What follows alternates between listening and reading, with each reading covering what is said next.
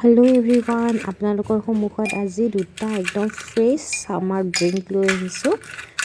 এইটো হৈছে এটা ৱাটাৰমেলন মানে জুচ হয়।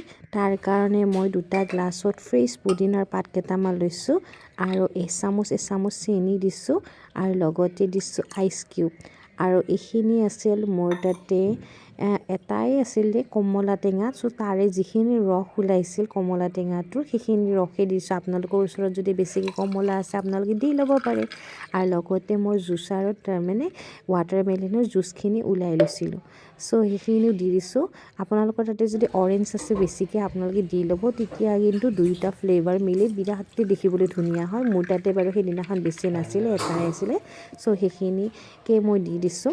আৰু লগতে ৱাটাৰমেলনৰ জুচখিনি দিলোঁ আৰু দি এতিয়া সৰু সৰুকৈ কিউবছত মই এনেকৈ ৱাটাৰমেলন কাটি দিলোঁ অলপমান ডেক'ৰেশ্যনৰ কাৰণে। তেতিয়া সৰু ল'ৰা ছোৱালীবোৰো খাবলৈ অলপমান মানে ভাল পায় আৰু সিহঁতে মানে যেতিয়া অকণমান দেখিবলৈ ধুনীয়া হ'ব তেতিয়া খাবলৈ সিহঁতেও মানে হেৰি কৰে ন। তেনেকৈ কিউবছত কাটি লৈছোঁ, দেখিবলৈও ভাল লাগে, খাবলৈও ভাল লাগে। এনেকৈ ডেক'ৰেশ্যন কৰি দিলোঁ। এতিয়া চামাৰ ড্ৰিংক ৰেডি হৈ গ'ল।